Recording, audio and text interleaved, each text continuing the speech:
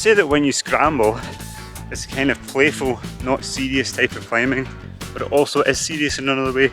You are still soloing, it doesn't matter if you fall, whether the grade was really easy scramble or the hardest trad route in the world. So you still have to really look after yourself on every single move and remember to take care. I always feel when you're scrambling that you're really learning the basic fundamentals of climbing movement, you know, rollovers, back steps, getting a lot of weight on your feet, being careful about what you pull on, testing each hold, like giving each block a little tap, and all of these things that really have to become automatic when you go trad climbing. Because when you push yourself in trad, there's really a lot of decisions that you have to make all the time. You know, route finding, working out the moves. Are you going to have enough strength and endurance to complete the climbing itself? Are you going to be able to find gear? All these different things. And so the more of it that happens automatically without you having to devote conscious effort to it, then the more space there is to make those kind of more high level decisions. It's also really good for ingraining the feeling of not automatically trusting every hold. Many accidents that happen in trad climbing are because holds break, and certainly most of the accidents that I've had, you know, unanticipated falls and falls where I've hurt myself in trad, have been from rock breaking. And you might think, well, hang on a minute, if rock breaking is dangerous, why would you go and climb on lots of loose terrain? But you're doing it at a level where you can keep your weight on your feet. That carries over to much more intense, much more time pressured and stressful situations on harder trad routes down the line.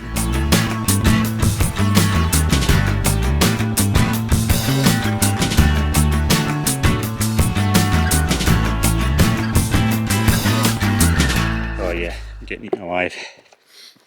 Let's walk and talk. It's the middle of August, and in my last episode I was talking to you about the study that I was about to start, studying nutrition in climbers, surveying what climbers actually eat. And for the last few weeks, ever since the day I posted that video basically, I've been locked in my office just working on that, gathering the data, dealing with the data, processing it, and analysing it and writing about it for 16 hours a day, every day ever since.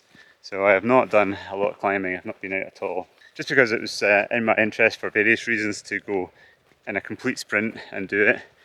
And one of the main ones being that for something like analysing a lot of data, especially for someone like me, I spend a lot of my time out in mountains. So I'm not very familiar with things like Microsoft Excel and SPSS and all of these programs. So it made sense for me to get really into it and work kind of as deeply as I can on it. Whereas if I was to try and mix it up with other things, it wouldn't work so well. It's exactly what I've kind of done in my climbing as well. I'm not very good at any of the single disciplines, but I've been a sort of serial specialist. Spent a couple of months, or actually usually more than that, usually 3 months to a year, really focusing on one discipline, or maybe two, in order to get to usually a project or a level or whatever, and then moving on from there. Anyway, the first thing I wanted to say is thank you all so much for participating in my research, taking the time, because you know it was a long form. It's not the most exciting in the world to do, so I really appreciate that so many of you did it. Over 4,500 of you completed the form, and analysing the data has been really fascinating already. It is, however, not complete, and I'm not going to tell you about the results in this episode. I just wanted to say how much I appreciate your time in contributing, and I will of course share with you the results as soon as they're ready for publishing. This is the first evening that I've left my computer and I've got outside on the hill, and it's really this is the hottest, most humid day of the year in the Highlands that we've had, and so I really just don't enjoy rock climbing in this kind of heat. So I really didn't want to do even training on my board. I've not done that much. I sometimes do some basic strength stuff because you can still kind of knock that out even when it's bad conditions. So what I've done this evening is actually come out for a scramble. I've just done the East Ridge on Benahurican, which is actually quite an easy scramble. So I've kind of done it as a kind of walk-run scramble, and I tried to pick the most difficult route that I could go to get some nice moves and some nice climbing, which was really good. And I thought I would just make a point about that with reference to starting trad climbing. A lot of people get in touch with me and ask me, how do I start trad climbing? And I already made a video about how to start climbing outdoors, and that video really referred to any type of climbing. And I used the example of where I started climbing, which was at the Martin Rock when I just started bouldering. Many of you are quite rightly apprehensive about tying into lead ropes with a trad rack when you've not used it before and setting off up a wall, taking care of all your own protection. And that makes absolute sense to be cautious about that. If you watch a lot of other videos on YouTube, then a lot of people will say, go and do a course in trad climbing, go out with an instructor or guide, or at minimum, just a climbing partner that you can find who is experienced in trad for someone to learn from. And they're all great ways, and many people do that with no problem.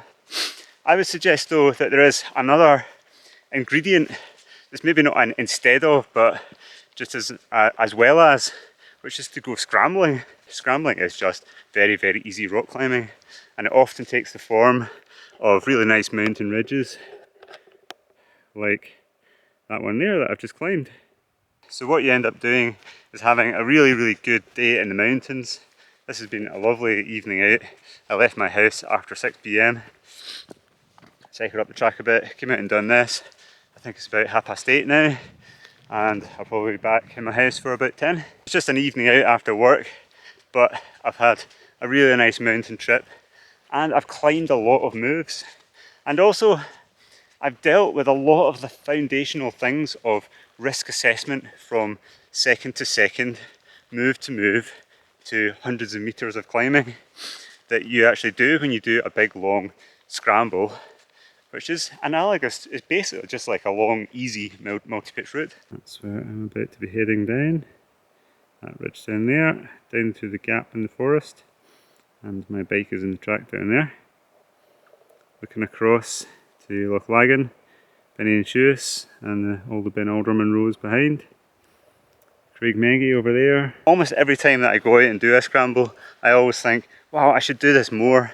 Not just because it's a load of fun, but also because it keeps bringing me back to the basics of climbing. I thought I might do a little series on how to start and how to progress in your trad climbing. And so obviously scrambling seems like a great place to start that discussion.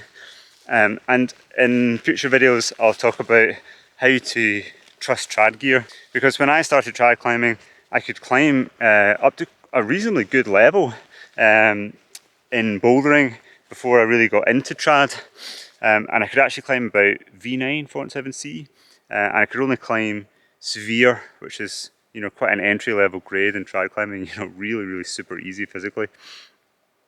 But I was just terrified. I just felt like I was soloing all the time, and really getting to trust my gear placements was critical.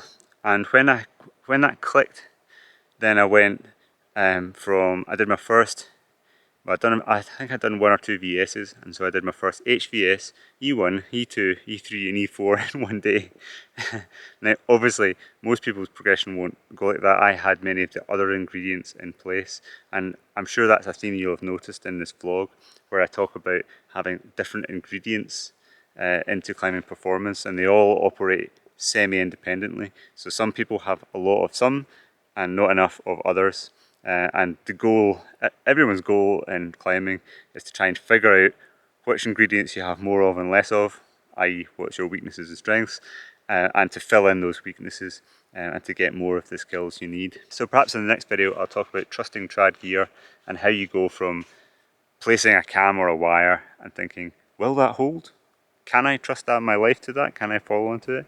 To being sure that yes, I can trust my life to that. Okay, I'm going to head off down this ridge, and I'll see you in the next video.